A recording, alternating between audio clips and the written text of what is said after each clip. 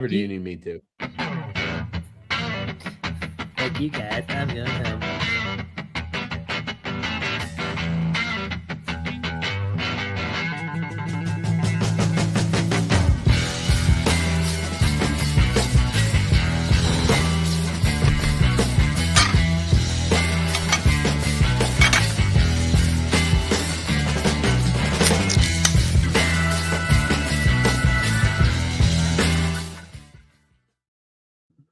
What is better than NFL draft season? The answer is absolutely nothing. I am Ron Luce, joined this evening by Nick Demao and Danny Meehan. And of course, producer Mr. Quentin Crisco is in the background. He'll pop in and out as we need him throughout the show.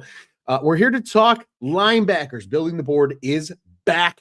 Gentlemen, how are you guys doing? Today's Tuesday. Happy St. Patrick's Day. St. Patrick's Day. World Baseball Classic Day. Yeah, it's a great Tuesday. Yeah, it's good rare. Sports day. Good day to finish the day talking about some linebackers and in Chicago tradition. So I'm looking forward to it. Kind of put a punctuation point on, I think, a pretty decent class. So I'm looking forward to going through it with you guys. 100%. Danny, how are you doing? Are we all looking? I'm good, fellas. Are we all looking forward to being hellaciously wrong in our evals and takes? Because I for one am so ready. Yeah, I can't wait to just look like a buffoon. Yeah, I'm ready for the Twitter mentions when one of these guys like trips over his feet going to make a tackle. And right, but in the spirit of St. Patty's, though, in the spirit of St. Patty's, you got to do it. You got to do it. Hashtag crack 'em. Love That's it. Right. Absolutely love it. In the spirit of On Tap Sports, I'm partaking on the other side of the aisle, but same but different on this fine Tuesday. Same but different, but still same. Yep. Exactly. I am in the same boat as you guys. I thought I knew a lot about linebacker play, and I watched these guys, and I don't know shit about linebacker play. But guess what?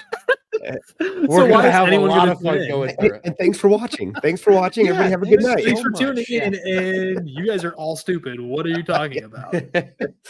No, but I think we've had great back and forth amongst the Building the Board group over the last couple of days as we prep for this show, and it's just you catch yourself, Nick. You were kind of saying a little bit in the pre-show, right? Like you watch something and you come to your opinions, and then you rewatch something, and then you go, "Wait, did I like?"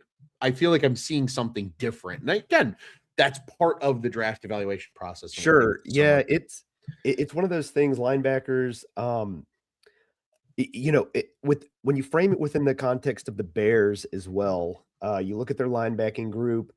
I know you and I were talking about Devin Bush and where he fits in, whether it's a inside line, like their middle linebacker, or their weak side linebacker. And we don't really know now. I think we can kind of assume weak side linebacker, but if they're going to plug them in, that affects a lot of these guys. You can almost cut these names in half depending on where Devin Bush is going to play, because it's going to take off names you would assume from their board. So you watch some guys and then you try to see, okay, well, if Bush is going to be in the middle linebacker, can this guy slide out to weak side or maybe even play Sam? What do we? So sure, I think it's a good class.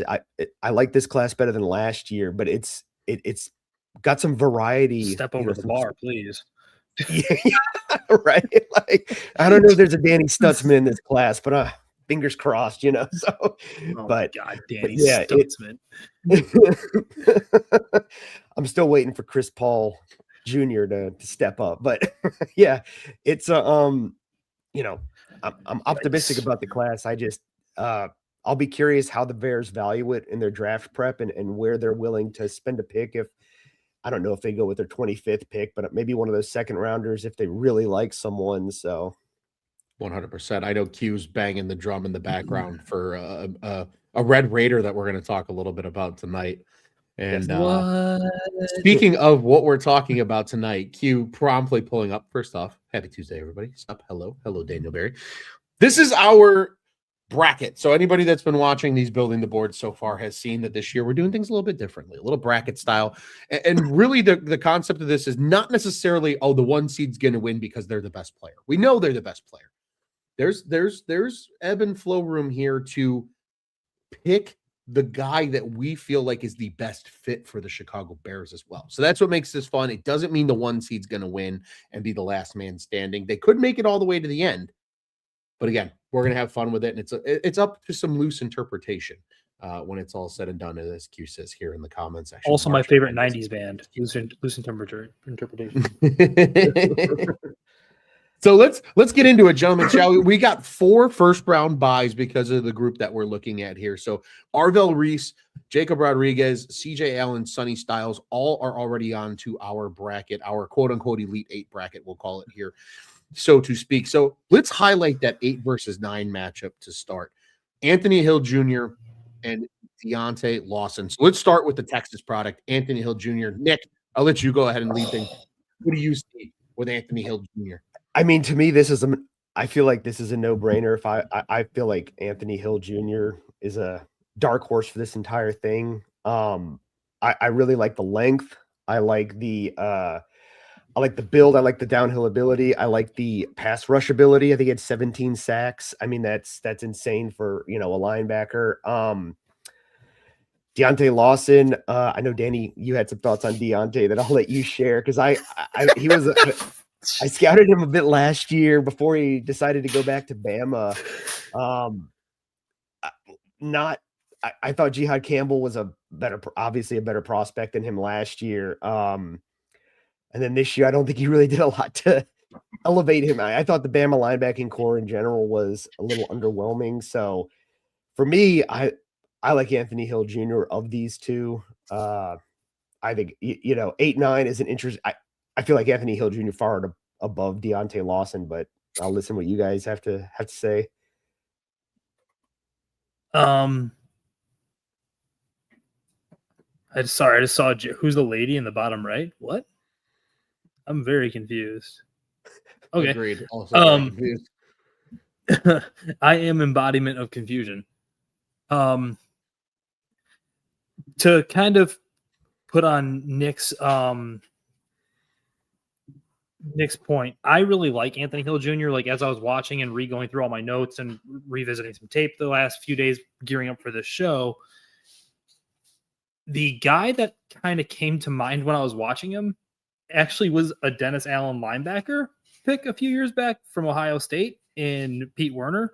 These long, rangy, kind of well-built, well-put-together linebackers. They're not exactly the most fine-tuned athletes right now, or fine-tuned linebackers. It's more like the idea of them. I think the sack production's a bit manufactured. He was blitzed an awful lot. It's not like he was just out here making things happen and running down quarterbacks. It was manufactured from just, here's a delayed blitz and there he is, and he's just cleaning something up. And there's nothing wrong with that. That's production in and of itself, but it's in a way, the saying sometimes figures lie. Like, I think that in a way that figure is a lie. Yes, the sacks count. They're still his sacks, but I don't think he's like some sort of amazing player. Yeah.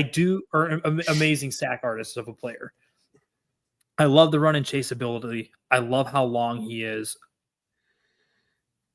I love how just attack he is. He's not afraid to go mix it up. He's not afraid to stack and shed, get through the garbage, and go find the ball carrier.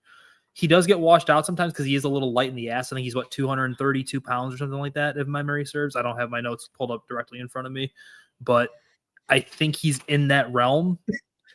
So he's a good football player. I actually tend to agree with Nick. I think he is a dark horse to maybe walk away with this thing as your winner of this bracket, but time will tell. Deontae Lawson, the way what Nick is referring to is in our group chat for this little project we're doing. I referred to him as cracked out with Ray Charles, in that he's coming with reckless abandon. He's trying really hard. He is bringing the thunder. He has no idea where the hell he's going, but he's coming. Now, both the same thing can be said where Hill can get fooled on misdirections and things like play action and things like that. But when I tell you Deontae Lawson feels like it's a total guess and shot in the dark every time the ball is snapped, that's what it feels like. He's a good football player, I think, if you can get him to kind of calibrate himself and even just become mildly aware of what's going on around him. but I don't know that he knows what the hell's going on. It kind of is like DJ Giddens playing running back last year, where DJ Giddens was just doing stuff. I think Deontae Lawson's kind of just, it's like, you know how they say some talented basketball players just roll the ball out? I think sometimes Deontae just puts the helmet on, like, okay, time to go play. Like, all right.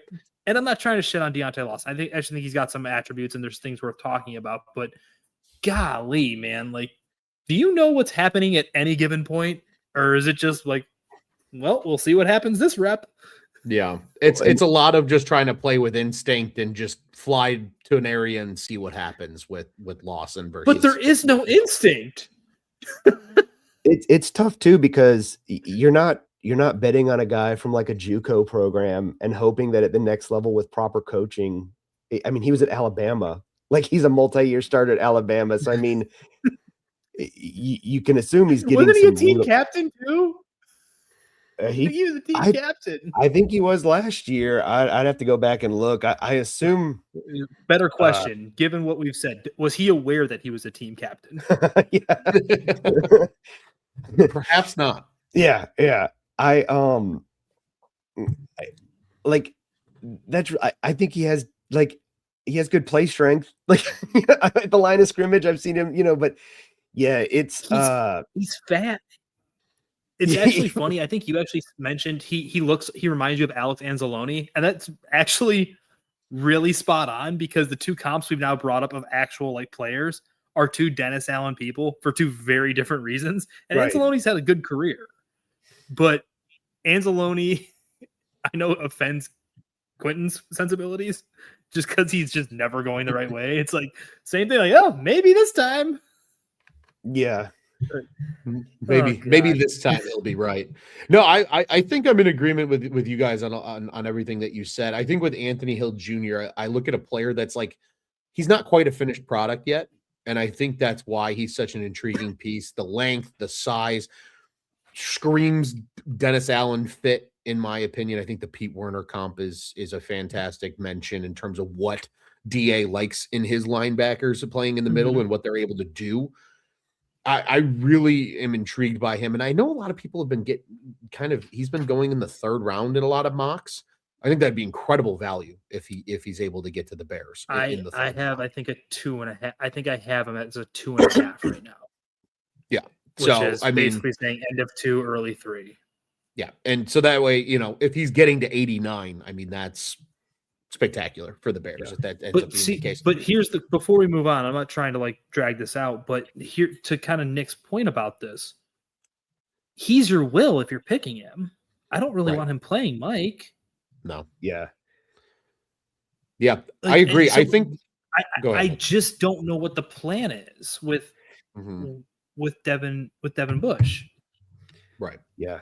That is like, I don't know, look, going to the next bracket, like it's kind of funny because like if they are looking for a Sam, I kind of feel like, I mean, I like Jake Golday as a linebacker in general, but like he is a guy that I think you could put at Sam on day one in their sub packages if they wanted to.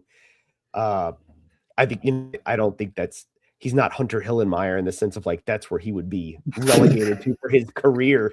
But if you're looking at instant impact guys from this draft that like you can draft and start immediately outside of some of the big names we'll be discussing later, if you're looking for those maybe third round, second, third round guys that you won't have to season on the bench, because it is going to be weird. Like I think Devin Bush is kind of a like wrench in the gears, so to say, because I don't know what they're going to do. I don't know if because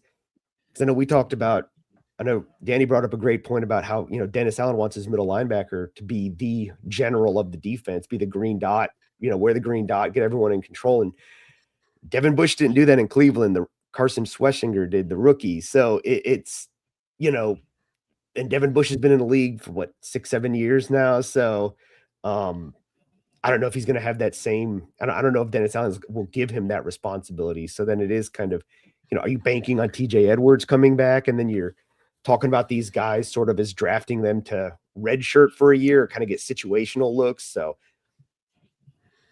it is. So are we in agreement that that Hill is moving on to face off against Arvell Reese in the second round? Yes. 100%.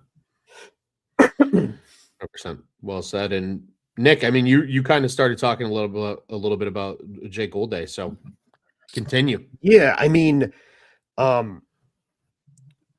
athletic freak. I think he was on. Who's the guy that does the freak list? Bruce. I Bruce can't remember his Feldman. name. Okay, Bruce Feldman. That's what I wanted to say, and I couldn't remember that was his actual name. But yeah, I mean, Jake Golday is a really good athlete.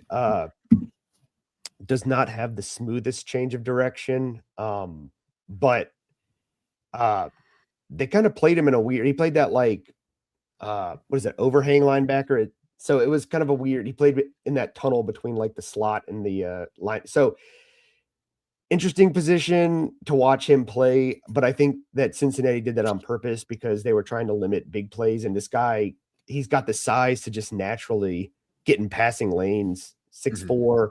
I think he was a defensive end when he started. So he's a guy, like I said, of all these guys, I mean, I think he's a guy that you could start at Sam linebacker if the Bears needed someone to replace Noah Sewell, who can bring a little pass rushing edge and also kind of cover. I think he would be a player that could play that. I don't know if you want to take someone like that in the second round. I think he's moving up draft boards. So it's kind of, I think he's going to go pretty high. I do. Yeah, I think he tested well. By all accounts, he's like a tremendous kid by all accounts. Like I would venture a guess of if he were to hypothetically be used with like the 57th pick or something like that, you'd be seeing him play at Mike almost probably day one. You'd live with the problem. You'd probably live with the growing pains and figure it out. I think he's a little stiff in the hips. Like he runs and moves well, but I think it's because he's just so twitched up and big that he's just gonna, by nature of being that big and strong. Not everyone is Brian Urlacher or even Tremaine Edmonds, who just left here, where they're just such smooth, good athletes at their size. Like that's a rarity. Like, and Tremaine Edmonds, I'm famous for dogging him because be built like that, move like that, and just be contact adverse as they come. That guy just does not want to hit things. Golday doesn't have a problem with wanting to hit things. Like he'll come downhill and he'll thump you. He's got good sideline to sideline ability. I think when I saw him, I didn't think he was going to test as well as he did. Like he struck me as for lack of better terminology, if you want to go really lame scout terms, I thought he was a good, not great athlete on tape. And then he ran. And I was like, shit. Yeah. Well, there goes everything. I mean, I think it's still clear that he's kind of new to the position. He'll get lost in the shuffle here sometimes, but the ability to cover just by virtue of the fact that he's huge is there. I just, with some of his limitations in terms of stiffness, and I don't know if he'll ever be a true great coverage linebacker outside of the fact that he's just in the way, which that's plenty. Like you can be in the way and be decent in coverage. I just wonder how high his ceiling is, or if you're just getting a guy who's merely very good. And I say that like if you're getting very good in the second round, that's a hell of a pick. But I just wonder when you're talking about a guy who everyone seems to be fawning over his RAS and athletic traits at this point. Yeah, well, it's a tricky position too, because when you start talking about spending a second round pick on a guy that's a off-ball linebacker, how what is that player's like? If you look at the free agent linebackers that's still available, if Jake Golday's ceiling is somewhat capped, you don't want to put a second round pick on that where you can go sign a guy for $5 million a year who can theoretically give you the same stuff he can, and you can use that draft pick on a more important position of need, like a defensive tackle or a defensive end. So it's as far as roster construction, linebackers kind of in that tricky spot where it's like I think you can go through and look at all the limitations of some of these guys and say, with the cost of line, I mean, somehow Tremaine Edmonds is still getting like $13 million a year, but overall, you look at the linebacking, the contracts for linebackers, and they're not out of this world. So for Jake Golday, is he someone that can? Is he a guy that's here for his 4 years and then he moves on, and then you just kind of And I don't want it to sound like I'm dooming him to being just like a journeyman linebacker who just signs 1 or 2 year deal after 1 or 2 year deal. Like, I'm just saying, like, I do wonder if maybe the ceiling is capped based on some of the flaws I saw, where he is still newer to the position. He is kind of stiff. You're basically banking on him figuring a lot of things out in a short amount of time for a guy who does have some inabilities, even though I think his ability to run sideline to sideline, scrape through traffic. He's not afraid of stacking and shedding and getting downhill and triggering and really just kind of making running backs pay when they come near him. Like, he does not let you just run by him. Mm-hmm. Like, and it's not there's a lot of running, especially of recent vintage. I feel like linebackers have defaulted a lot to like arm tackling, where these guys are 6'3", 220, and effectively just big safeties playing linebacker. Mm-hmm. That's not Jake Golday. Jake Golday is a big man. Yeah. Like, what are your? I mean, Ron, what are your thoughts on this? I'm kind of curious where you stand. No, I think you bring up a great point in the sense of I enjoy athletic freaks at positions where you can hide the lack of knowledge for the position. So to me, on defense, that's typically, maybe your Sam linebacker. That's typically maybe defensive tackle. Maybe a D tackle, especially like a one technique who you're just asking to, eat up blocks. Sometimes a defensive end, especially if they're like a pass rush specialist, right? There's certain elements where they can be not totally in the loop on what's happening per se in terms of the mental side and get away with it. I think Jake Golday is a nice pick, but to yours' point, are you willing to spend a second rounder on a guy who's probably only going to play about 40% of the snaps? I don't think so. And I would have reservations of a player that's new to the position because to me, especially knowing what Dennis Allen wants to do in his defense with his linebackers, those guys have to be smart. They have to understand spacing, where to be in coverage. And for a guy that, as you guys have both kind of said in different ways, gets lost in the shuffle sometimes, that would be a concern to me. Now, that being said, I think he's a better physical freak than his oppressor here in the 12 slot. And Obiazor, I don't know if I pronounced that correctly. Q can correct me if I'm wrong. Please correct. Namei Obiazor, I think. Obiazor. Is that how you say Obiazor? Okay. Google. Is that French?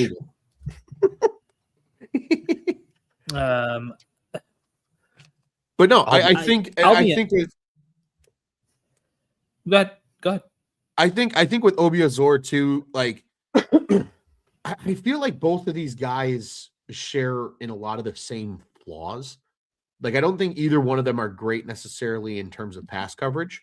But to your guys' point, right, with Golday, he's just so big, he's inevitably going to take up space, which I think gives him a slight edge just because of the physical traits. But really, I think if we're looking at these guys, like they both are more downhill linebackers. They're more run fill type guys. I feel like there's a lot of these type of guys in this draft. Am I wrong? No, I think no, I don't think so. I think that's the product of what the league is becoming, though. What the league has trended towards the last 3 or 4 years. Sure. It's also, these are guys who Sean McVay will like schedule a game plan to pick on. So you want to hope that that's kind of the double-edged sword where it's like, do you want to spend a second round pick on a guy who plays 40% of the snaps? I don't want to play 80% of the snaps against Sean McVay, until he gets better, but it's, if the Bears were in a position where they could really, they could afford, I think, to draft a player like Golday and let him sit for to learn the position. Or if he was more of a fluid athlete in coverage to where he could flip his hips and I think with his limitations just in coverage or I don't even know if I'd say in cover, because like he's just like Danny said, his size alone will make him a wall for quarterbacks. He's going to be good in coverage by virtue of the fact that he's a good athlete and he's going to get in the way. He's just going to take away passing lanes because he's enormous. Yeah. But to kind of touch on Namdi, Ron mentioned it. He will come down till I think his issue is going to be he'll trigger and he'll come with some thunder based on like the game I could find of him, but he's a little slow to trigger. Like it's like he has to recognize it in front of him. Like he doesn't necessarily like he doesn't see it develop, and he's coming as it's developing, which is what the best ones do. And that's a hard ask of a lot of guys. That's not what I'm saying, but like it feels like everything's a hair late. It feels like for a guy who his best instinct is to run fit, he'll get washed out a lot by tight ends or pulling guards. Like he's just, and I think that's a product of being a step late. If you're letting them set and the blocking scheme come to you versus disrupt the blocking scheme as the linebacker, which is what you're supposed to do, you're going to get pushed away. A 260-pound tight end is going to push a smaller linebacker out of the way. A 300-pound offensive guard is going to move you unless you're one of these rare special athletes. I have an undrafted grade on him, Namdi. Like it is what it is. I watched a game of him based on what I could find. It's not a fair grade. I'm not going to sit here and defend it and say like I've watched all these snaps of him. I've watched a good amount of Golday. Golday, I'm comfortable saying he's an easy second-round pick in my eyes, even with the flaws. Where I admit it does sound like we're kind of shitting on Jake Golday, and that's not the case. I know. Like Jake a lot. Well, like recontextualize this. Like I like Jake Golday. I think he's a good linebacker. Like I would not be upset if the Bears drafted him. And I mean, we're going to go down this list, and there's going to be players who, I mean, CJ Allen, in my opinion, is a guy too that struggles, has issues in coverage. I am not the guy to talk about with CJ Allen. I'm not a fan. Yeah. So, I mean, don't make it sound like I'm not looking at Jake Golday and being like, oh my gosh, they are going to draft one of these like 90s era linebackers, like Barry Minter with the big neck brace that like all he can do is like be a thumper. And then, he'll get a healthy dose of CTE and go and retire. Like, I think he can be a good player. For what the Bears need, I don't know if he's a fit for what they need. So I think there's another team that will take a chance and probably fall in love with him. But like to contextualize it within the Bears, I mean, obviously I think he's far and away above Obiazor, pronunciation to be determined. I'm sorry, Namdi, if you're watching the show, that's a unique name, but yeah, Jake Golday's fine. I apologize if you're watching the show and my compadre saying you suck. Yeah, please give us a like. Please give us a like. Tell your friends. I'm in the same, but I think, he could be a special teamer. Maybe spot start like Amen Ogban, the guy that started with Bamiga. Yeah, Bamiga. Yeah, Golday could carve his way into the league and have a really solid role for several years and be a starter. For the Bears, it's tricky. Yeah, and to your point, really quick, guys, because I think we all agree that Golday's the prospect here, and we'll keep moving along to keep the bracket filling out. But the point of us doing this is to critique these players as if we are scouts, right? We are going to go into their flaws, even if we like the player. Like every player you like has flaws. Just wait until the running back episode that we do later tonight. That's a shameless plug because we encourage everybody to come back for that one. Danny and I might. That's going to be a lot of. So, just going to be so bad. We'll have to see what happens, but it's going to be fun. But that's the point of this, right? We have to dig into these guys in the full. And to your guys' point, like Jake Golday might become a great NFL player, but as you said, Nick, if we contextualize this in the sense of the Bears, how do they fit? And we see other guys that fit a little bit better. We'll continue moving. Jacob Rodriguez, one of our top seeds here, so he gets a bye onto the next round. We've got Josiah Trotter, and we've got Justin Jefferson, another Alabama linebacker. Gentlemen, I'll open the floor to you guys. I know you guys have done a lot more deep dive with these guys. I'm just going to apologize for even recommending Justin Jefferson. I just want to apologize to I respect. That's a tough look, Nick. He's awful. I respect all of your time, and I'm making enemies. I hope Justin Jefferson, the receiver, is great. The linebacker needs a lot of work. I've never seen a linebacking prospect fall over trying to give hugs to tackle as much as Justin. He's got a lot of work. His feet are in cement, Nick. It is in cement. It is one of those things. Like when I go through the scouting process, I go through and I kind of look through lists. I kind of get an idea of the class. And Justin Jefferson was one of these guys. And I was like, I was looking, like my first instinct was like, I'm trying to find Demario Davis. Okay. Justin Jefferson is not Demario Davis. So don't misconstrue what I'm saying, but I'm looking at guys of similar builds. And I don't know how Nnamdi, like when I saw Nnamdi was ranked below him, I was kind of shocked because like I mentioned earlier when we talked about Deontae Lawson, the okay, we can move on to another player, but like, yeah, it was just Justin Jefferson was I think undrafted, late day 3 is probably Josiah Trotter would run through him like he's run through other offensive players. Q chiming in? I don't understand why Q is here. Go away. I switched him to Bryce Bocher because I want to hear Danny's thoughts on Bryce. Oh no. Okay, let me go find my notes, Q. I didn't have these ones ready. I will quickly say while you're getting those pulled up, Danny, when it comes to Josiah Trotter, there's bloodline here. And I'm always willing to trust the bloodline with and somewhere, whether it's early day 3, late day 2 type pick, probably more so early day 3 for Trotter, but his brother, Jeremiah Jr., really good player coming out of college. Obviously, their dad was an all-pro. One of the guys I grew up watching when he was the middle linebacker for the Eagles back in the day. I'm willing to trust guys that are strong like that and have that pedigree and have that nose for the ball. Like, to me, that's what Trotter is. He's got kind of that again, really good in the run, downhill. Again, that's a lot of these linebackers that we're covering in this year's draft. And I'll tell you what, I also like to see what other people say. And I'm trying to get better about not taking it into my own thoughts because I have talked myself out of players before because of what other people say. And then I ended up being right. Well, let me tell you about Justin Jefferson, Ron. Let me tell you about this guy. Hey, but I will say, here's the guy. Here's the guy. I will say, I think it's interesting though with Trotter. He is considered by Lindy's, one of the publications, Lindy Sports, that comes out every year. They do a whole bunch of sports as their sleeper pick of this group. And I think that's fascinating. And again, I'm drawn to, I hear the Trotter name and I'm like, those are good genes. Those are good genes.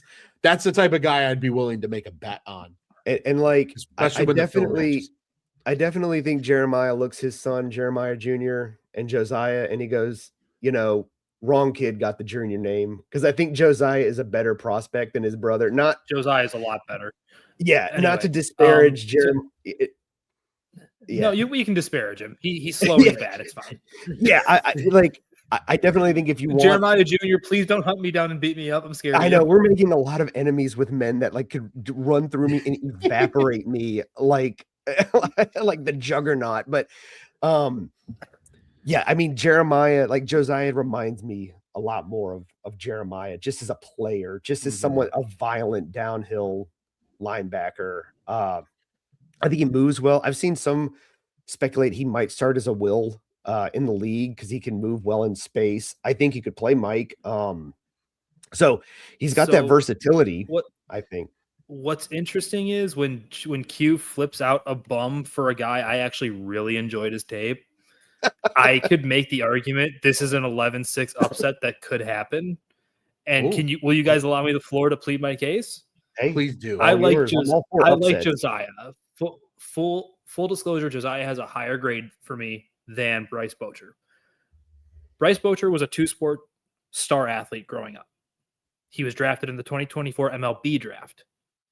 Baseball players have great coordination, hand-eye, and obviously because you have to, watch I thought I recognized very... that name because of the MLB draft. I'm glad you said that. And to that point, he's a very coordinated man. He doesn't end up on the floor a lot. He is not easily fooled. His eyes tell him what he sees, and he reacts. He triggers. He sifts through the garbage. He stacks. He sheds. He comes with thunder. If the snap is the lightning, that's the lightning before the thunder arrives, is what I'll say. To quote, remember the Titans, that's a bad white boy is what that is. He's I wish I thought he was a better athlete. I don't have his testing numbers in front of me, but Bryce is a hell of a linebacker. He's a little small. He's only 6'1". He's about 235 pounds. He's not the biggest guy you're going to find, but that doesn't really seem to slow him up. He's, like I said, He'd be a lot higher if I felt he was moving and running like a Josiah. Like Josiah is fast, and you can see it on tape. Bryce sometimes looks like he's just a merely fine athlete, and I don't want that to sound like bad. His instincts, well, like I said, he's coming with thunder. He doesn't necessarily get lost. It's hard to fool him with misdirections and play action. He doesn't come flying, biting down like Deontae Lawson or play action, and he's in the A gap while the tight end is running down the seam with him. Like, oh my God, where'd he go? But I really think if you get him, you're at the very least getting a rotational linebacker who's going to be a star on special teams. He's just a solid linebacker.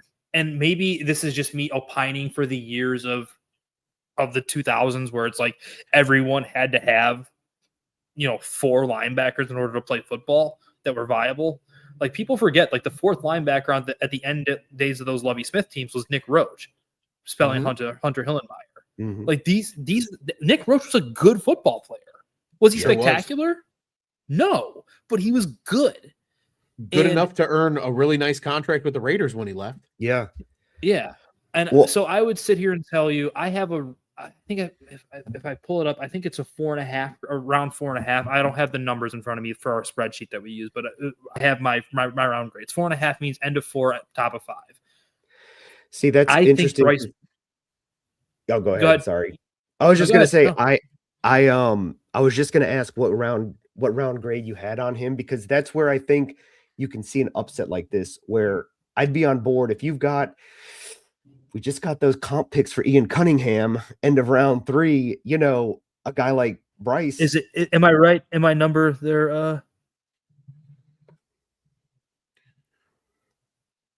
6.71, which would put him at the anticipation. Killing me. Is killing me. Yeah. Okay. Role player, 4th round. So 4th round. Okay. So I think Bryce Bocher is going to make a team very happy. He's going to be a coach's pet. He understands the game. I don't think he's the most instinctual player, but I think when he sees it, he knows it. So he's going to be a step late. He's going to get washed out of some plays.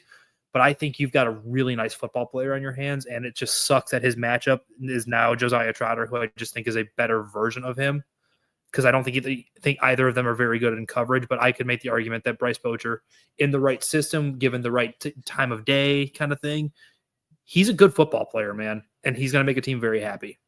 But Josiah Trotter is moving on regardless. Yeah, it's an interesting conversation because it all kind of comes back to Golday. Is Bryce Bocher a guy that you could draft? Do the Bears have a 4th round pick this year, or did they traded that, didn't they? Oh no, I'm sorry, they do have a 4th rounder. They do. Okay, they have. You could draft a guy like Bryce, and he could play Sam linebacker for you. It sounds like, at least, and you could get that. I would honestly, given his understanding and how smart I believe him to be, you might just live with the growing pains and throw him at Mike if you're going to do the will linebacker thing with Devin Bush. Right. Because maybe I'm wrong, guys. I'm not sitting here saying I'm some savant. I just go off of what I watch and see. Sure. Well, because I think with Josiah Trotter, it is one of those things. Like, if you're going to draft him, and he is a will, Josiah's a Mike. Josiah's okay. So then I like some other guys as Mike a little bit more than if we're talking strictly Mike's. Like, I see the logic. I definitely think, for the Bears in the discussion we're having, if you can get a guy 2 rounds later who could be a viable starter at a position that I think is of need, but you have other positions more needy, is that worth moving that guy on? That's kind of, I guess, the discussion. Did I satisfy your itch? Did I scratch your little brain there, jerk? And we are all out on Justin Jefferson, just to be clear. Okay. All out. No, and I you know what? I'll tell you what. I think this matchup, though, to your guys' point, and that's the beauty of it. I think we can take this in the context of how does this play for the Bears, because, to me, I think both of these guys are probably 4th round picks. Maybe Trotter finds a way to sneak into the 3rd round somehow if there's a team that's just really desperate and maybe falls in love with him. I see, man. But I think they're both. I think they're both day 3 guys, right? So. To me, right? Like I think this went I have from it with too on Justin Josiah. Jefferson. Golly. I think this went from being, how do I put this? I think this went from being the 6-11 matchup where the 6 just blows the 11 out of the water and they move on to this is a tight game down in, late in the fourth quarter. Yeah. And there's a 3-point spread here with about 3 minutes left. Yeah. Because I think you guys bring up great points, right? Trotter is probably the better version of him, but if we're talking the value for the Bears, does Bryce maybe take the cake because of that? Because he's a guy they can get on day 3 that can still satisfy a need that you might have. Maybe you do sign a veteran that can kind of be that backup Mike right now. You also still have DeMarco Jackson in the fold, who I know is probably more of a will than a Mike, but is there, right? God, Mike from Beverly is going to love Bryce Bocher. Oh my God. Yeah, I'm cool with moving, but I'll full disclosure, I haven't watched a ton of film on Bocher, so I'm taking Danny's word for it. But you can watch him and tell me how stupid I am. No, because okay, so I know Ron, you said you kind of had him as a day 3, but see, I had lumped together. I had Trotter, Golday, Rodriguez. I have Trotter Anthony going firmly in round 2. Yeah, I have them all kind of lumped together in that round 2 cluster, like in that tier. I think, but I get why you wouldn't like him. He's not good in coverage. He's just not. Yeah, and I also not a good coverage player. And in fairness, gentlemen, like I also, and maybe this is just the joking, the GM Ron nerd in me. I also understand how the league values linebackers, and a lot of times with draft capital, unless teams really fall in love with guys, guys have a tendency to slip based on whether or not their grades agree. Look at Schlesinger. I think he's a great example in Cleveland. The guy balled out like he should have been a first-round pick, and I think most people probably would have sat there and told you he should have been a first-round pick. But because he played off-ball linebacker, he was taken early on day 2. Dude, he was also old, though. He was old. Sure. There were some last year. I remember Q and me talking last year. Q, what did we have on Schlesinger? He was like a footnote when we talked about him because he was this weird, it's like hybrid safety kind of player. Dude was 225 pounds. Yeah. And the entire question with his tape was, can this guy do this at the NFL level? It would be like hold up at the NFL level. It'd be like Kyle Lewis. I mean, like it's like a player of Kyle Lewis's size going at like the top of the second and then winning like defensive rookie of the year or something. Like, it could have. It's just, it was a weird. It was one of those things where I think Schlesinger was a better linebacking prospect, but I mean, similar sizes where you're just like, whoa, I wasn't expecting that. So, and I'll tell you what, I'm willing to pull the 11-6 upset here for the sake of I think let's go for it. Let's just see. Do you want to? Did I turn the room? I think you turned the room, Danny. Well done, sir. Well done. Good job, Danny. Look, let's go, baby. You sell me, I get sold, like, because I genuinely think, like, I'm very curious where linebacker is on the Bears big board.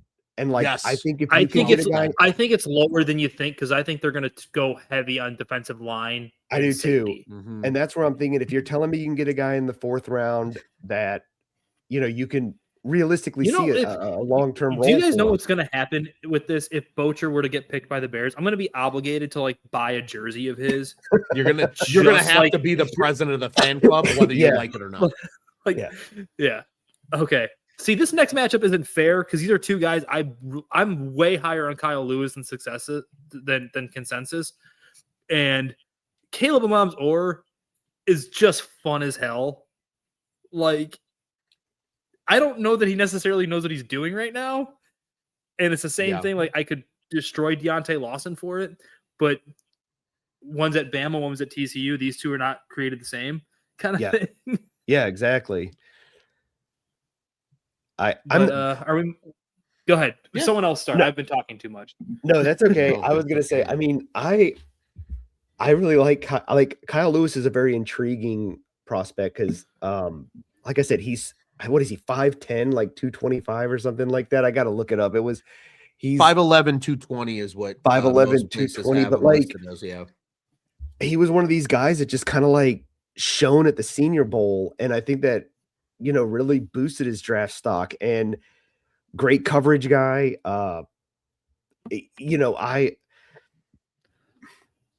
I don't know if looking ahead, I don't know if I take him. I don't take him over Sonny Styles, but it's an interesting story because to bring back Carson Schwessinger, we talked about a little bit in the chat we had about how linebackers seem to be kind of getting back to that smaller frame where, it used to be like a 6'1" linebacker was undersized, and now that's kind of like it's moved down a little bit.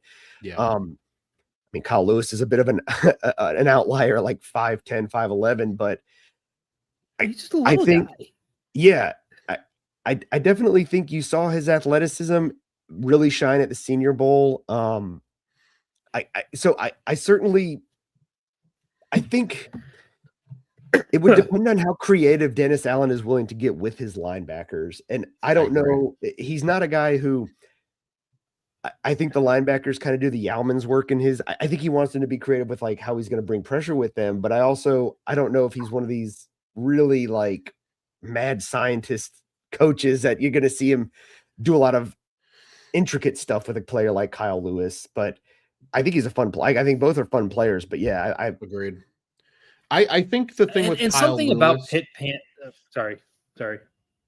No, Good. you're good. No, I was just saying. So for some reason, Pitt Panther defenders just do something for me.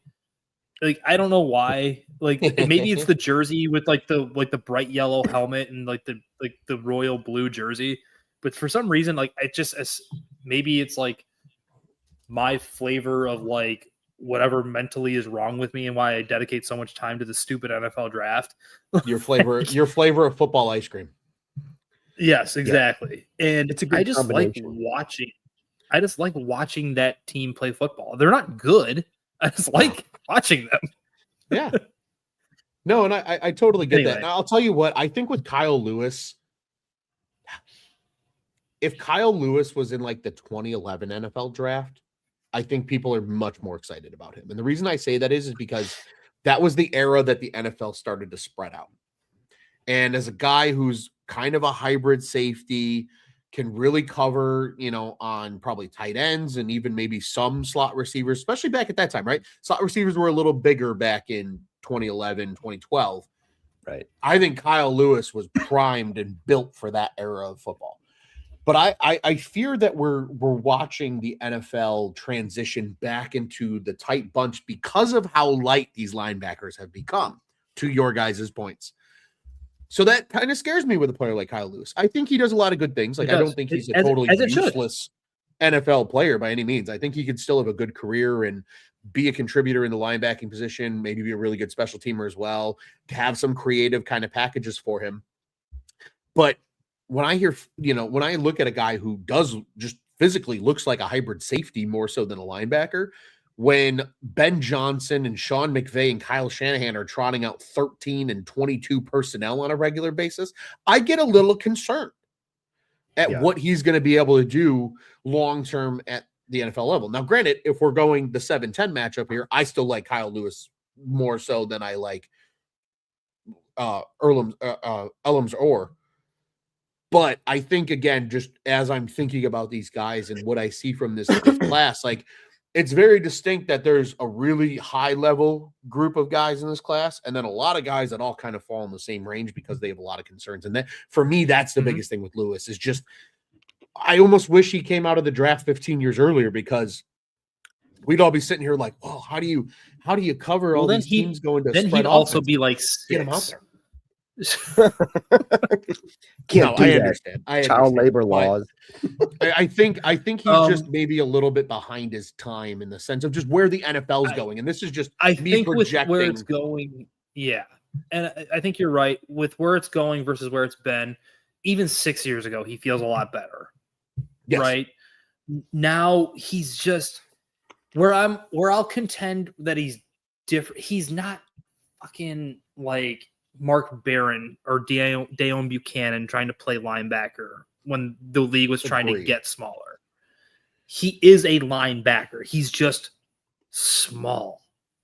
But guys, he comes in on run fits. He knows where he's going. He's in control. He patrols the back behind the defensive line, and he knows where he wants to get to. He's a really good, solid linebacker. And I can sit here. I got all my negatives in front of me. You know what they almost all come back to? He's small. Mm-hmm. It's like, how many different ways can you say, well, he gets eaten up by guards at the second level. Oh, tight ends will push him around. Like, yeah, he's small. He's tiny. He's miniature. He's not as tall as the other guys. For a player like that? Oh, go ahead. No, what I will say is one of the bigger things for as good as he is at triggering, and I think he will have runs where he will like absolutely take over a defensive game plan. Where it's like, that old school feeling in the mid-aughts where it's like a linebacker just ruins a defensive game plan. Urlacher did it. Ray Lewis would do it. London Fletcher. Pick your 2000s linebacker who would just take an offensive game plan and rip it up. Luke Kuechly, even in the 2010s, where he apparently just had every team's playbook in his back pocket. Like, he had moments like that, but he also had like the total opposite where it's like when he made a mistake, it felt like it would snowball on him. And it's like he couldn't get out of his own way. Mm-hmm. And he also does have trouble with RPOs time to time. But I think RPOs are such a kind of thing to worry about because who at the NFL level is like doing those with significant regularity? No one, because it's going to get your quarterback killed. Like, do you see so Kyle Lewis, last year, Nick Demao was a converted linebacker playing safety, and then he gets drafted to the Seahawks, and Mike McDonald is using him like a chess piece on the way to the Super Bowl. I mean, do you see Kyle Lewis as a linebacker in the NFL, or is he someone, Yeah, he's going to have to. He's not near athletic enough to do what Demao did. To be like a big nickel or something like that. He's just not. Yeah. Do you want him to be a dime backer? I think that takes away his ability. Yeah, exactly. That guy's probably I think you're taking what makes him special, which is like Carson Schwetzinger, and again, I'm not saying he's Carson's a better football player than Kyle Lewis is, but I don't know. I feel like I'm the guy. I like guys that can run fit, and I like old school linebackers. But Kyle Lewis just plays linebacker well. Mm-hmm. It just sucks that he's 2 inches short and 30 pounds light or 20 pounds light. Yeah. Because I totally agree with what Ron is saying in that it feels like he was meant for the wrong era.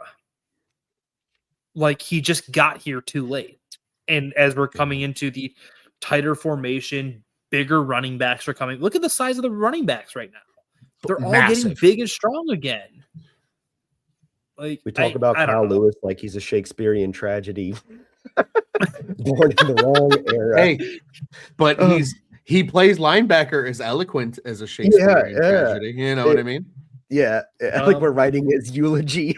He was just born at the wrong time. Hear ye, hear ye. Here lies Kyle Lewis. 10 years past his time. I know Nick has mentioned a couple times the idea of a Sam. I actually think to start, because I think he's still pretty raw at the linebacker position or at high level linebacking, is Kaleb Elarms-Orr. I think he's got a lot of talent. And I honestly didn't even watch him until I watched the scouting combine. And it was the bag drill where they then take off and pick up the football and like have to score the loose football. Mm-hmm. And it was like, that dude moves different. Like he wasn't clunky. It wasn't like forced. It didn't look like he even like a lot of these guys, obviously they train for these specific drills, right? Right. It looked like that's just a guy who plays football and this is normal to him.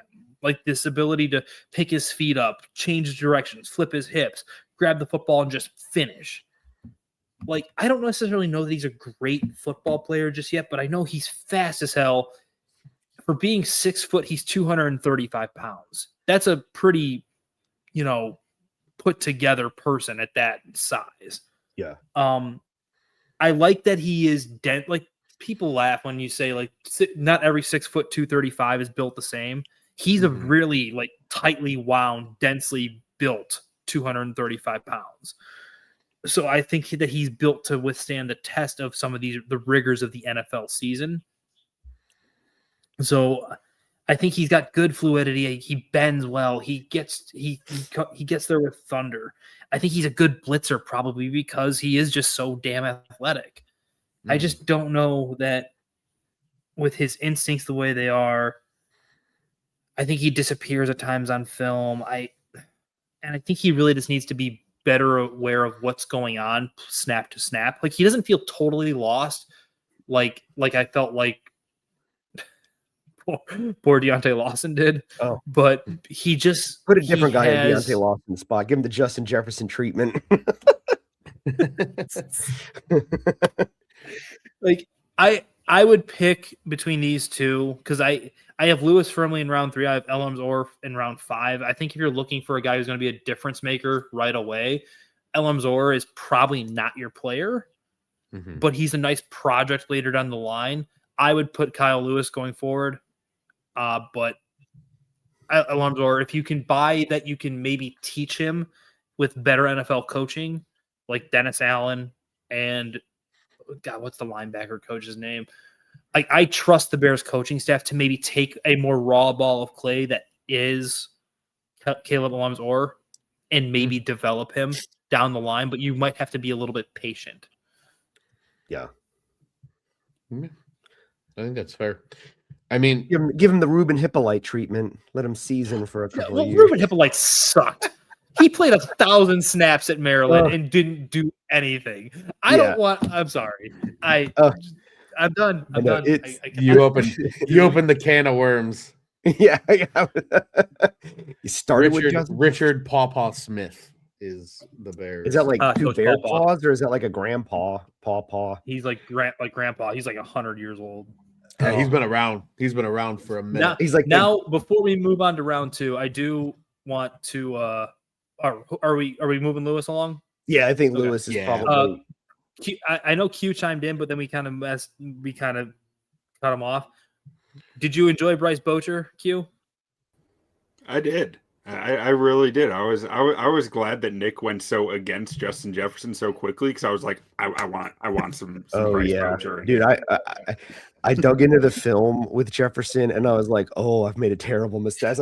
That meme, Joe from Arrested Development or whatever. I was like, this. I mentioned him and Deontae Lawson, and I was like, ooh, tough look. It's a rough stretch there, buddy. Yeah. So I just, I went to bed last night thinking, and I was like, how can I ask this question without totally crapping on the guy? And there's really just no way of answering. But I was like, where do you separate? Where's the line you draw between a guy who's raw and a guy who just sucks? And I was like, I think I found it, and I think it's Justin Jefferson. And I'm really sorry, Justin. Again, you're a fan of the show. Tell your friends at Bama. Tell the friends who you're going to be selling insurance with next year. Tell them to watch us. But like, I don't know, man. Jesus. I guess I expected more from an Alabama linebacker. So when I dug into the film, I was like, the other thing. Here's the thing. This was bait too. Q knew I was going to take the bait because he knows me and what I like. This was fucking bait, and I don't appreciate it because I knew it was going to happen at some point. Yeah. Hugh knows the buttons to push for most all of us that have shared a microphone with him. It's genuinely absolutely impressive. Bullshit. Like, oh, Danny likes guys that come down with authority and know where they're at on the field. I'm gonna just here's some chum, dum. Just here you go. And then we all ate it up because we put it. Literally. We literally said, you know what? 11 beats 6. Yeah, you know what? Hey, like, you know what? Danny's right. Fuck these guys. If you guys are in any sort of pyramid schemes, I am the best person to buy into ones. If you want to sell me some Avon makeup or whatever, just bring it to my house. I got a bridge in Nebraska for you. Yeah. Electric. Absolutely electric.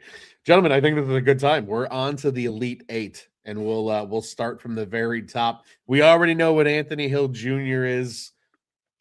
I think we all know what Arvell Reese is too. What a weapon X. Yeah, I mean Arvell Reese, I think you could argue is the best player in the draft. I think I've seen that argument made. I don't think there's a snowball's chance in hell he makes it to. What's that? He can't. he literally can't move on because the Bears don't have a chance at him. Yeah. So it's like, I mean, everyone who's listened to anything, if it's ESPN, NFL Network, the McShay Show, whatever it is, you listen, whatever your drink of choice is when you listen to this stuff for the NFL draft. Because if you're a sicko like us and pay any attention to this, you know who Arvell Reese is. Sure. Do you guys want to know who my comp before we inevitably just move Anthony Hill on because there's nothing to be said about Arvell Reese? Do you guys actually want to hear my comp for him when I was watching him? Everyone wants to go to the whole like Micah Parsons way, and I just don't see him as good as a pass rusher. What do I see? I see idealized, souped up. Oh my God, I just lost his name. From Jamie Collins. That's so funny you mentioned that. Think about the Patriots, right? Jamie was he was a great football player. He offered pass rush, but he was an off-ball linebacker. Yeah. Now take his traits that were all 8 or 9 and just put them all at 10. Yeah. Well, that's what. Yeah.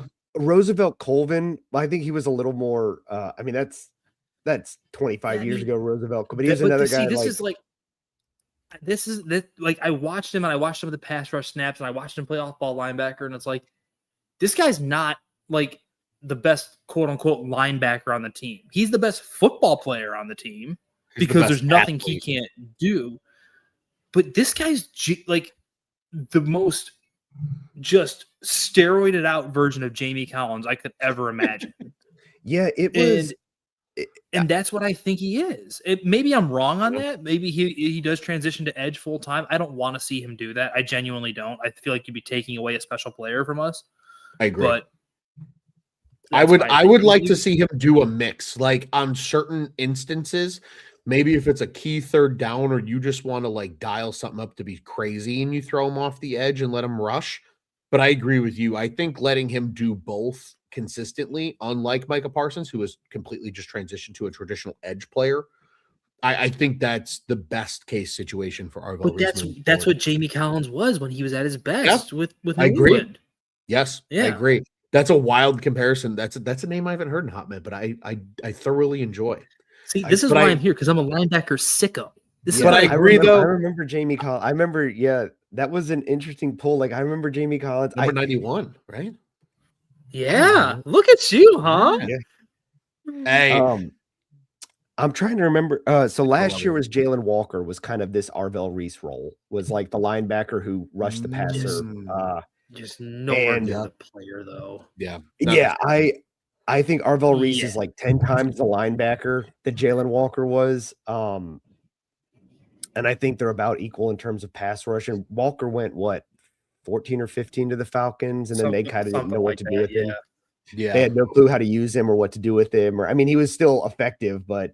Oh, yeah. I was just saying, he still had a great season. Yeah. And then James Pierce decided he didn't want to play football anymore. Yeah. He decided he'd go beat up his girlfriend or whatever. But like, I live in Atlanta. I hear all about all my friends at work or every day.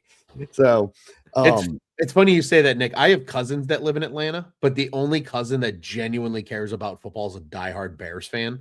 So I don't get any of the Falcons scoop. Oh, dude, you wouldn't get it anyway. Like there are so few. Like down here, it is 100%. It's Bulldog territory. Yeah, it's Bulldog territory. Go Dogs, baby.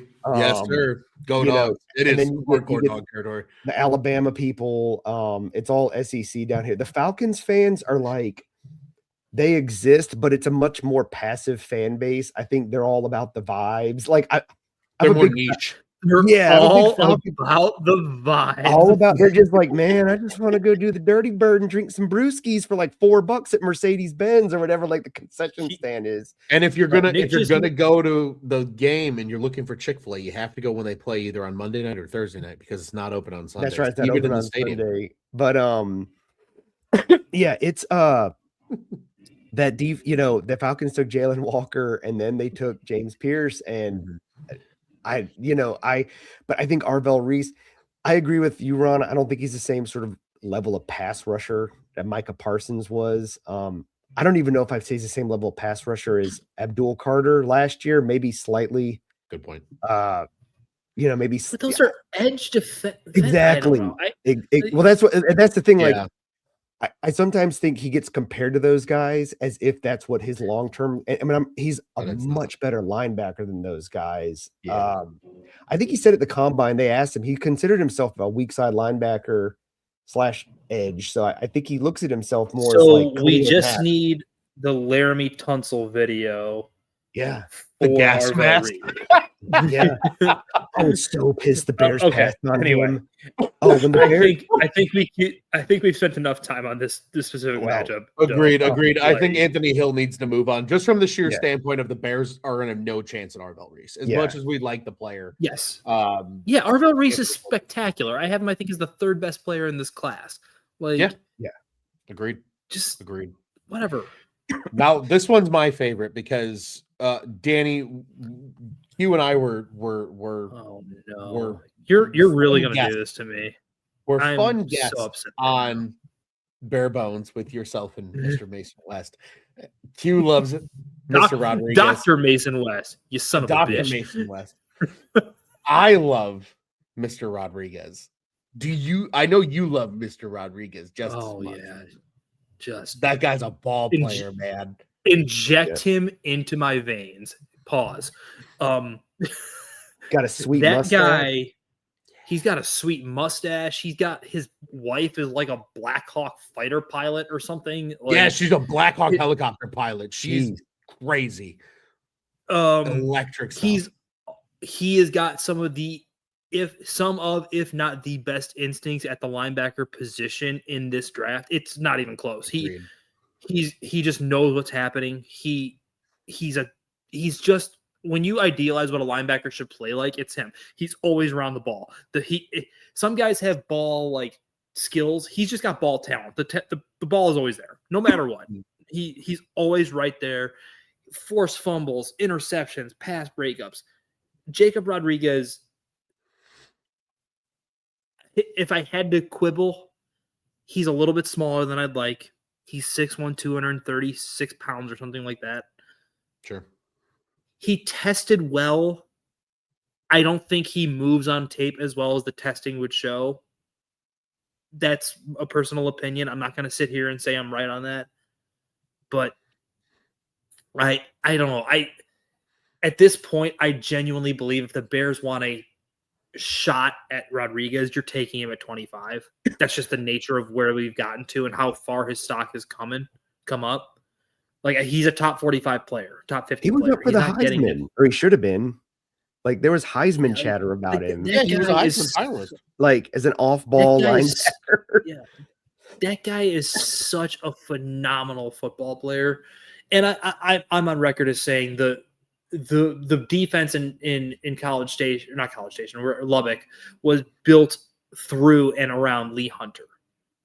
Everything they did was built through what he could do. Jacob Rodriguez is a close second, though, and that guy is just such a fabulous, fantastic linebacker. I want him in Chicago like nothing else in this world. I just don't think it's possible anymore. I think his stock has risen too high.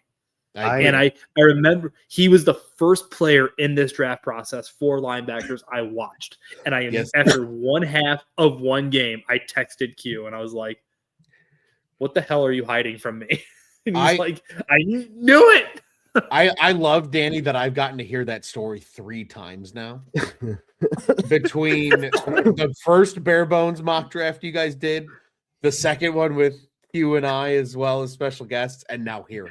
And because I agree, I think his instincts is what makes him the most fascinating player. Like, to me, he's not the greatest athlete on the face of the planet. He's not the best at everything, but his IQ and his instincts for playing the linebacking position takes all of his what would be good or average traits up to good or great traits. Because of how the way you watch him, as soon as the ball's snapped, he knows where the ball's going.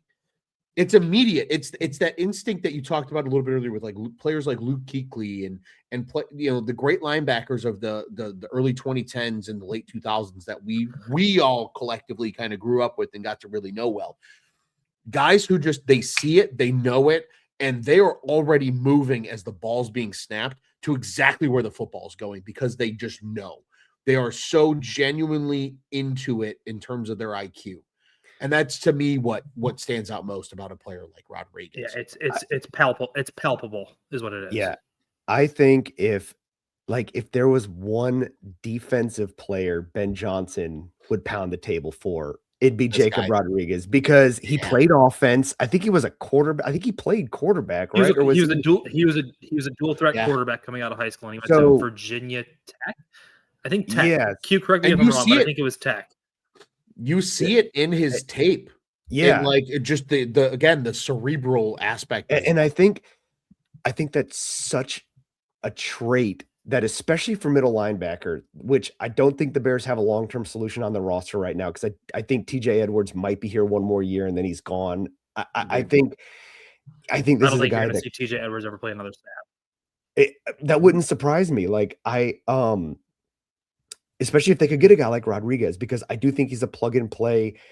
And I've seen the same chatter about undersized, and then him and CJ Allen are literally the exact same height and weight. So like, you wouldn't think that, look at it, you would think there's a discrepancy there, but if you look at their measurables, are identical. And I don't know, maybe it's just CJ Allen seems like a longer strider. I really like, I just think the way they're building their roster, they want these guys who are just going to ooze this sort of like football acumen. And I think the defense, I think it was very telling last year when like the first thing Dennis Allen did was move Tremaine Edmonds to weak side and put TJ Edwards at Mike. Because I know when they brought those two guys in, it was, we're trying to rebuild Urlacher and Briggs.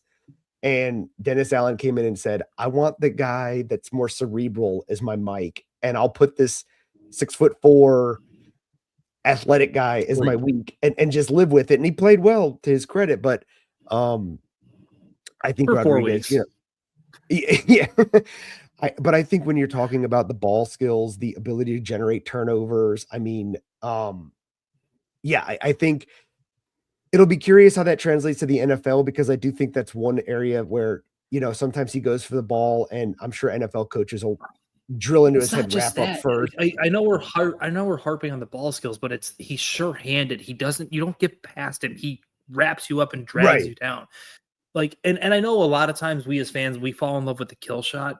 Just being able to bring the guy freaking down matters. Dude, just wrap him up, tackle. Finish the hit and make the tackle. Live to fight. Like, I think a lot of fans don't understand the value of living to fight another down.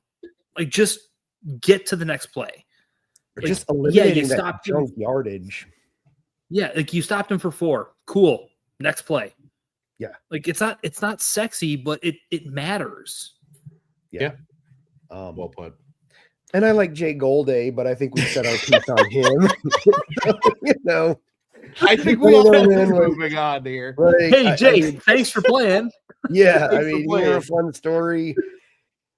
I think we all learned how to pronounce Nnamdi's name thanks to you, Jake, because you were up against him. But yeah, I mean, it is interesting if you compare Jake Golday and Jacob Rodriguez, because they're both like physical, like they're ends of the physical spectrum. But it's a great case study, because if you want to see a player who does not waste movement and has a great first step, I think that's where Jacob Rodriguez, even though he's like 3 inches, 3 inches shorter, you can see where you see a younger linebacker like Golday kind of waste steps in his movement and maybe not cover as much ground as you'd think. A guy like Jacob Rodriguez is just so instinctual and smart. He just knows where to be as the play is developing, and it covers up a lot of his maybe physical limitations that you might see on paper. Nick, thank you. Thank you for the way you just put that, because I think that's spectacular in the sense of the no wasted movement, the first step, just the little things that the common football fan probably does not. There's no false movements. Yeah. Everything's intentional. Yes, everything's intentional. Yeah. It's technically sound, and that's what you have to be in football. Q can attest to this. We do our O-line show throughout the course of the regular season. Technicality in football is the most important thing. If you are a technician, you can make a career for yourself, even if you're not the best athlete. Yeah. You know what he is? He's teach tape. You want to play linebacker? Yes. This is how you play. This guy. Yeah. Throw it on the big board and just let the tape wind. And that's like exactly be Be him. Yeah. Do that. Yeah. Absolutely. Well put. All right, on to our 3 versus 11 matchup. CJ Allen, Danny, I know you feel like you've talked a lot, but I want to hear the hate for CJ Allen to start this thing off. It's not even hate. I just feel like the world is higher on him than me, and I don't get why. He's not a good coverage line. He's very much, in terms of playing to what I enjoy to watch play linebacker, it's him. He's thunderous. He's downhill. He's really like, I personally would hesitate to say tackle to tackle or sideline to sideline. I think he's really where his money is made is guard to guard. Yep. Like just I'm gonna kill you. And that you hold a special place in my heart. But the way people are talking about him, it's like, am I watching a different player? Like, did someone take my CJ Allen film from me and just say, this is not the real CJ Allen? You are getting a different one at UGA. This is not the CJ you're looking for. Okay. Yeah, it's interesting because I know Anthony Hill didn't make it past, he did make it past. I mean, I know in theory he wouldn't have made it past Arvell Reese, but Anthony Hill, if you put on tape of Anthony Hill and you put on tape of CJ Allen, I think they're very similar players, and Anthony Hill has better coverage instincts. I feel like coverage ability. He runs better. Yeah, he just runs better. Athlete. Yeah. He's longer. I think CJ Allen. I really think. I mean, he can take on a guard and blow up a guard. You know, and that's probably why people fall in love with him. Is maybe they're just not used to seeing that downhill thumper that they used to, and maybe they're just falling in love with that because he is a great run defender. But yeah, I mean, I see this guy getting taken. You know, I think the Cowboys have been a popular spot for him, and they're at 20 or 21 or something. And I feel like but I feel like, to your point with the Cowboys, I feel like they would pick on him. I feel like they would be like, he's the Mike, kill him, make him turn and run, make him, because what's the best he can do? Maybe spot drop and zone. I don't see him being able to carry anybody. No. Like I can't. Like, he's a good athlete, but I don't think he's a turn and run athlete. He's a forward click and close athlete, and there's nothing wrong with being that. But the reason I think, and people, like, to next point, people bring up the fact that he comes with thunder and he doesn't waste movement in the run game, and he understands where he's going. He sifts through the garbage. He does a lot of stuff well, but he does a lot of stuff not well. And the way people justify it is by saying he's the green dot. He's a tremendous leader. He's a 2-time captain or whatever at UGA. All those things are great. Does it make him able to get out in space? And I don't think it does. Yeah. And I'm in agreement with that, because I look at CJ Allen, and especially when it comes to Georgia, I look at their linebackers. You think of the Nakobe Deans and those type of players. Those guys were physical, athletic freaks. And that was the kind of the height of what I'll call the Georgia, dog pound defense, right? That was the height of those guys. Yes, exactly. The guys that were freak athletes in space, because it allowed Georgia because again, you got to remember, Georgia plays kind of that true like 3-4 defense still. They had that weird gap and a half scheme. Yeah, they do that. Yeah, they do a lot of that stuff still. So their linebackers, like, if you can take, like, to me, their inside linebackers, I look in still the same way that like a traditional 3-4 would be played in terms of their inside linebackers. Yeah, these guys are downhill guys, and if you can cover in those short middle parts of the field, that's when Georgia's at their best, because they can take away things, and then they always have ball hawking safeties and really solid corners that do the rest on the outside. To me, Allen strikes me as like, and this is not a 1-for-1, but I'm thinking in sense of the role that he plays. He's like the James Ferrier to the old Pittsburgh Steelers defenses. Yeah, that's a good one. It's downhill. It's like, I don't remember James Ferrier dropping back in coverage and picking off passes. No, that's what James Harrison and Joey Porter and all those guys were for. Yeah, like Patrick Queen Larry or Foote. Like Larry Foote. With Larry Foote. Yeah. Like, to me, he is the prototypical, I am going to be your guy in the downhill. I'll stop the run. We're good there. But if you need me to do anything more in pass pro than like 5 to 10 yards outside of where I start from the snap of the ball, we're screwed. Well, that's and to me, that I agree with you guys. Like, I think the world values. I like that we're all in the same boat, and I'll be hands up. 3 of my 4 cousins that live in Atlanta went to the University of Georgia. I root for the Dogs very actively. My wife went there, so I hear about them all the time. I don't like CJ Allen as much as most people do. I valued Nakobe Dean and far other Georgia linebackers well above CJ Allen. He'd be a great better football player. Nakobe Dean only fell because he had a trick knee. Right. Like, agreed. I think your point is great. Like,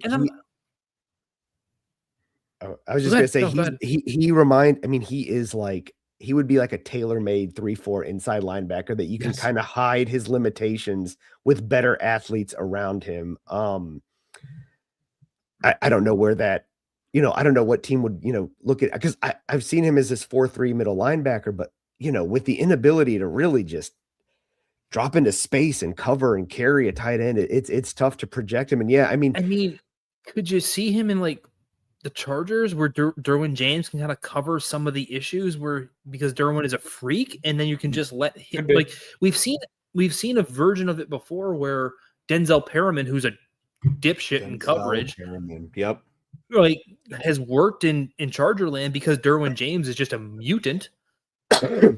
That's what it would take, though. I mean, that's kind of what you would need, one of these like really rangy like safeties that can just Kobe Bryant is here, my friend. Don't you worry. I mean, but you say that, but like that could be their logic behind it. If he's there at 25, I don't want to take CJ. Do you know what? I will throw my computer if CJ Allen's to pick at 25. Oh, it would. It would be because it would be such a. It'd be a justification of what you're trying to replace. Yeah, and you'd be hinging so much on the fact that he's the leader at Georgia. And coaches, I get it. They love leadership, and they love captains, and they love these guys that are the dot. I get it. Yeah, I mean, they definitely like inflate his. I know that I think there was a report that he called the plays at Georgia, like the defensive plays, like didn't just relay them, but not just relay them, like. Called plays. I didn't see that. Like called the defense. Yeah, like which I don't know if I buy that fully. That would make him Kirby dumb, not Kirby smart. Yeah, but I think if you're looking at him as purely like what he brings to the football field, like again, I think you could find that same skill set in free agency. If you need a linebacker that can come downhill and plug run lanes and hit run fits and not cover tight ends. You could probably go sign Bobby Wagner. Bobby Wagner might be able to do a little better. Like, I mean, it's just there's guys there. Yeah, there's guys. So for sake of the hilarity of this, can we move Bryce Bocher? Yeah, let's just keep him going. That's keep hysterical. It moving. Because you know what? Like they're gonna have to take him at 25, CJ Allen, because I feel like maybe he'll fall. He's not getting to 57. He's not getting. Yeah, he's not gonna get to the second round. So. Yep, I agree. And now, we've talked a little bit about Kyle Lewis. Guys, Sonny Styles is like up there with Arvell Reese. Like this linebacking core at Ohio State was crazy. This dude is the closest thing I think I've ever seen to Brian Urlacher in terms of what he can do. Yes, I say that very, very lightly. Because Urlacher's a one of one. He's a unicorn, just like Ray Lewis was, just like all these guys who you see that go to the Hall of Fame on their first ballot are. But Sonny Styles is 6'4". He's 250 pounds. He's running like a gazelle. He's not lost when he plays. He comes downhill. He clicks and closes. He gets through the garbage. He can pick up. He's not just a spot drop coverage guy, as he should not be, being a converted safety. If I had to nitpick sometimes he sometimes more see it do it versus reacting and just playing off instinct, but that's because linebacker is new to him. But the guy's one of the 5 best players in this class comfortably, and that's absurd to me for an off-ball linebacker. Now it speaks to the crappiness of the rest of the class. Let's not bury the lead there, but 100%. But he is a astoundingly good off-ball linebacker prospect. He is a better off-ball linebacker prospect than Arvell Reese is, but Arvell Reese is a better football player. I know they said that before, but Yeah, Sonny Styles is the man. Yeah, it's. I mean, I thought the same thing. Like the poetry of him being a converted safety, being a linebacker. The Brian Urlacher comps, and I think we've seen a few players that try to get. They try to.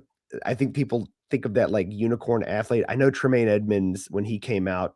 Tremaine Edmonds had it famously on the NFL network, on the NFL combine thing. Yeah, right. But I mean, Sonny Styles is just for a guy who's played linebacker like 2 years. I think he reduced his missed tackle rate from like, I don't know, maybe Q can check, but I think it went from like 17% to like 2%. Like it was some insane improvement from year to year, and he's just getting better. Like the Bears don't have a chance. How much for did him. his ability and how much did his ability to do that allow them to deploy Arvell Reese the way they wanted? Exactly. Yeah.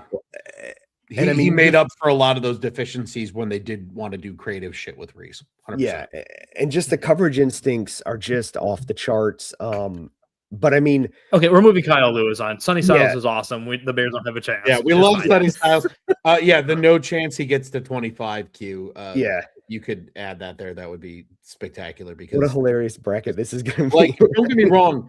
Like, if you play in an IDP league that like drafts all rookies type thing, like Arvell Reese and Sonny Styles are.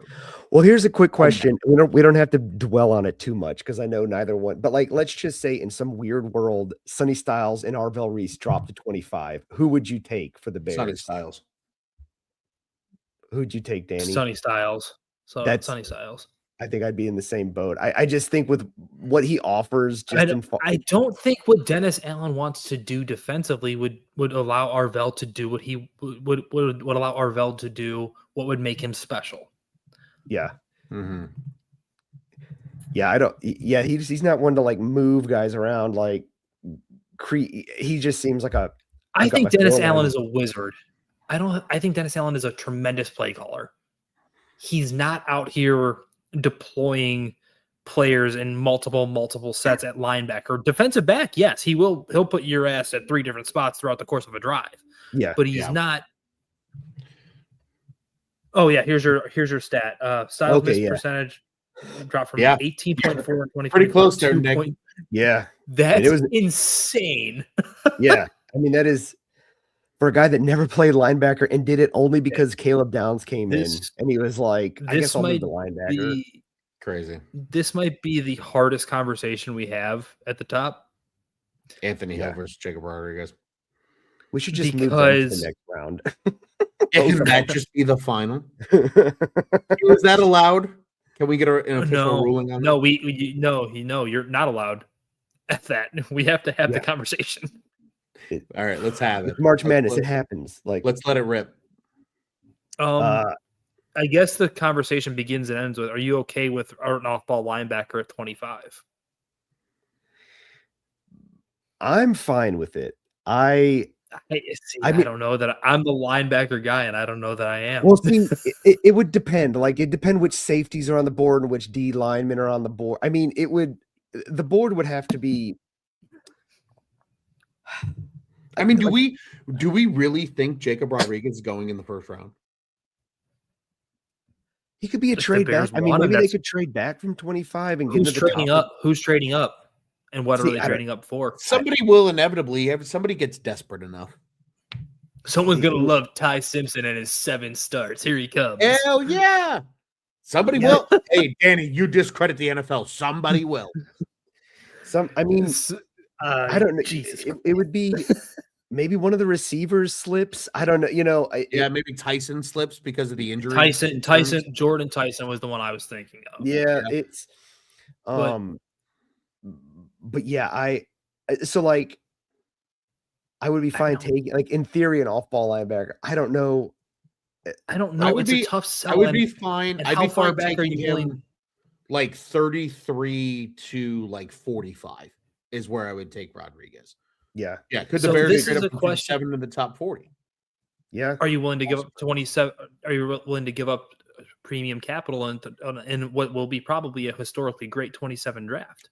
Well, this is what pisses me off about I'm not getting any comp picks for Ian Cunningham, because you could have easily used one of those plus 1 seconds. Throw that 3 to the sun. Yeah, to move up. Absolutely. Because I just feel like that. See, I don't want them to move up. They need the picks.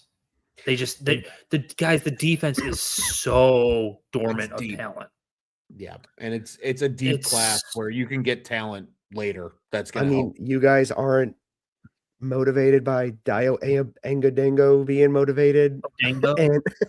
Oh dang, no. Yeah, and no, I mean, I definitely think the way they're positioning themselves in free agency, like they're just going to attack the defensive line. I think draft, de facto, as much as I believe they'll love Rodriguez, I think we're going to be forced into moving Anthony Hill on. I agree. Because I think Anthony Hill has the better chance of being actually there. Being there. And I don't see a realm in which Rodriguez is going to be a logical fit, as much as he is my ideal outcome for the Bears at linebacker in this draft. Yeah. Unfortunately, the hype of Jacob Rodriguez is what has killed his chances to go to the Bears. Yeah. Correct. Yeah. And Anthony Hill's a little underhyped. I feel like Anthony Hill's a little underrated at the moment. Like I agree with that. I agree. I agree. Like I said, I think he reminds me of Pete Werner, and Pete Werner was a easy second round pick. The way he plays, how he moves, even like the deficiencies. The guy is like, reminds me of number 20 wearing the Ohio State colors. Yeah. Like this just it's uncanny. And it's not, I'm not perfect at these comps, but this is just, it's literally like I watched a game and I'm like, this guy looks like Pete Werner in Columbus. How he plays. Yeah. Yeah. And I do think his length, I like his length. Like I said, I had him, I know CJ Allen gets all the pub, but I was like, Anthony Hill to me seems like maybe I'm just, it's one of those things where you have to trust your eyes and just be like, I think this guy covers a lot of the, profiles. What if you were unsure a player has eyes like Deontae Lawson? Hey, we have to get one more on him before the show is over. One more jab. One more jab. One more jab. One more jab. Deontae Lawson is going to hunt me down and beat me up. Him and Justin Jefferson. It's going to be like that meme of them, Mark Cuban driving around looking for Deontay Jordan or whatever it was. Oh, Bobby Wagner. All right, there's a good one. Okay, so I think actually Bocher and Luce. Ew. What? Oh, okay. Have fun with your comps. Sure. Yeah. Here's an all-time great linebacker. Compare this second or third round prospect to this all-time great linebacker. Yeah. That's always fun. That's always fun. I think they have to bring up these guys that people are like name recognition. They have to bring up name recognition because I'll tell you what, gentlemen, we were talking about the Lindy Sports thing earlier. Can I read you just a quick comp here? I'm not going to read the whole shebang. I just want to read you the comp that some of these guys are getting. So a great example here is Anthony Hill, right? His pro comp is Ryan Shazier. Okay. What? But in fairness, not so much about the comp, but like to us who have watched football at a sicko level for 3 decades, we know Ryan Shazier. The common football fans like, who the fuck is that guy? Yeah. And that's probably the most like notable one that exists in this magazine. There's guys that I have even heard of that are the pro comps for some of these guys. So I think a lot of these analysts have to feel like they got to try to identify it with somebody that most fans know. Otherwise, it's just going to fly right over their head and hit the back of the wall. Yeah. Because Pete Werner's a great comp. People will be like, did Fred Warner change his name? Like, what? Yeah. What? A guy in New Orleans? They have a team? Really? Are we sure? They have one of those? Point taken. I guess I assume specifically. No, I totally agree. Bryce into the show, you're probably on. Is that what I'm gathering? Damn it! What? How did we get here?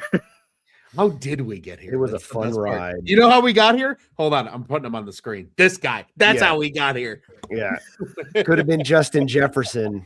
Should have been Justin Jefferson. So can we just maybe before we move on to the final? I agree. It's probably Bocher moving on, just given what we know Allen would like theoretically out of his mic. I don't think you can pair tiny little Devin Bush with tiny little Kyle Lewis. Just objectively, that's a recipe of just here's your 2 and 3 tight end sets. Get off the field. Good luck going against Detroit twice a year and Tucker Kraft and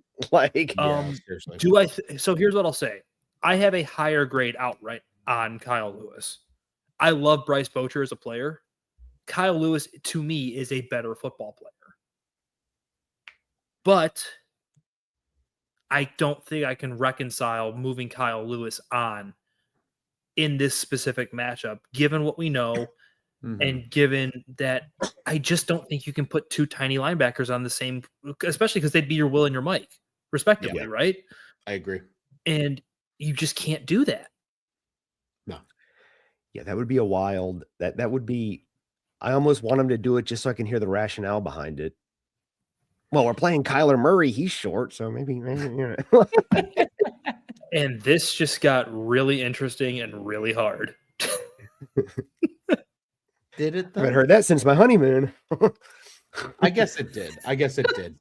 Because I think to Nick, I think to Nick's earlier point, what are you doing with Devin Bush? Because to me, that completely determines the outcome of this. Yeah. If you're playing him at the Will, I think it's Bocher. I think if you're playing him at the Mike, it's Hill.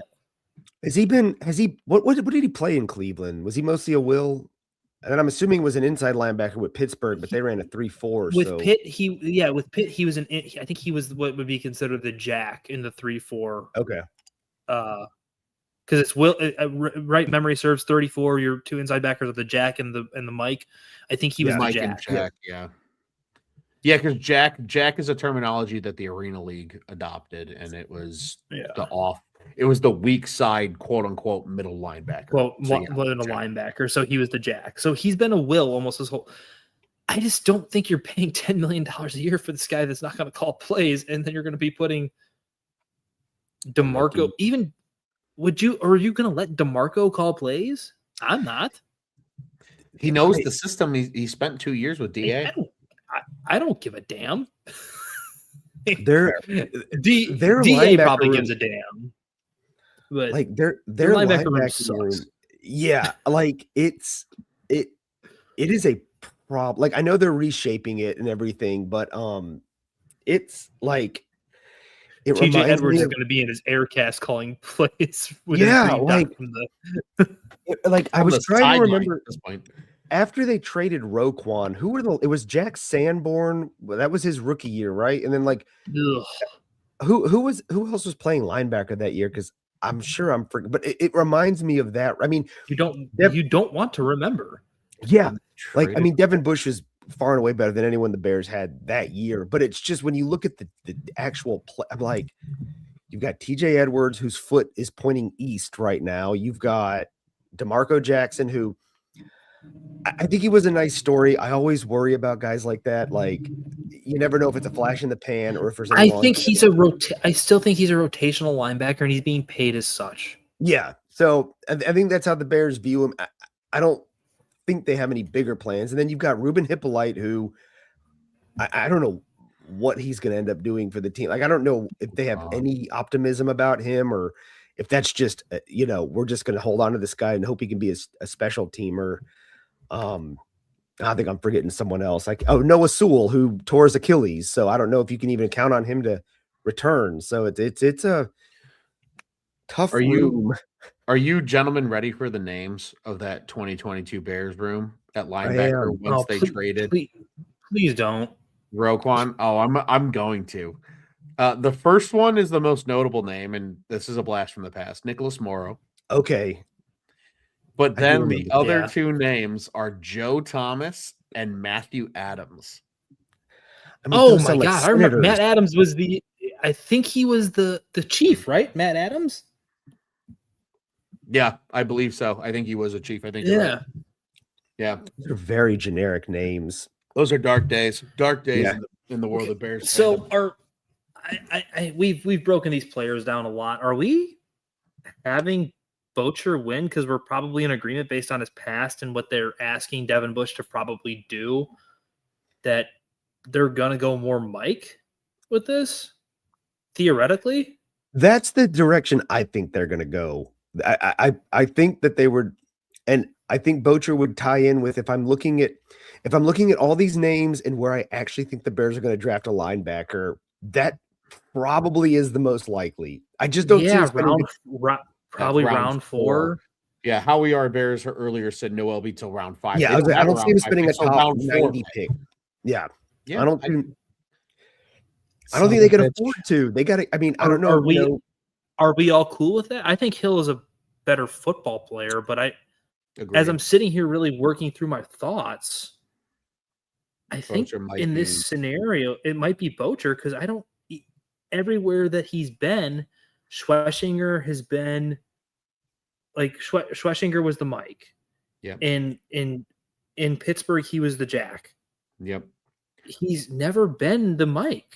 Q, how do you feel about this? That your diabolical plan got us to the end. Reap what you've sown, Q. I love it. But if you guys, I haven't watched any Anthony Hill. If you guys are telling me you don't think he's a Mike fit, I think this is an easy choice. I think he could. I don't think he's a Mike fit. I agree. Yeah, I don't think he's a Mike at all. I think he's a Will. I think he's pure Will. Yeah, I agree. I think he could be. I think he's a Will. Do you understand when Bryce Bocher gets taken by the Bears in the 4th round? The amount of shit that we're gonna have to deal with. Oh, for like good and bad reasons. Everybody's gonna be like, "Holy shit, you weirdos called it!" But like, what the fuck? Like, well, like, I mean, I think all of us would want Jacob Rodriguez if we had our druthers. I think that's like. I just don't think he's logical anymore. Yeah, He's not a logical outcome. His hype has outplayed the logic of him being there for the Bears. Yeah, I think. If we're unbelievable. I pounded the table in the first round after him just being thrown to me, and he just wins the fucking bracket. What is this nonsense?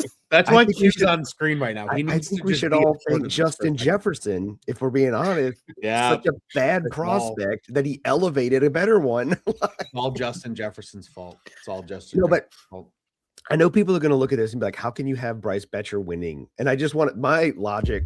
I'm sure it's similar to you guys. Is I don't think they're going to spend a top 100 pick on a linebacker. I mean, they could, but it would have to be someone who slipped massively. I could see him spending like 90 on Bocher. Yeah, I think that they're going to look for a middle linebacker, and some of the guys that are going to be in that end of round 3. It's not like an unjustifiable pick. Yeah. Right. So I think when you consider like really, and sorry, go ahead.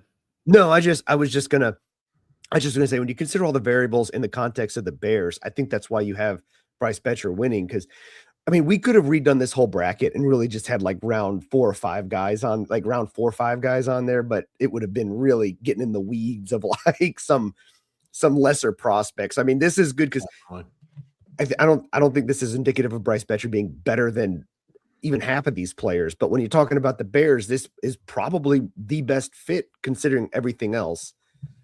Yeah.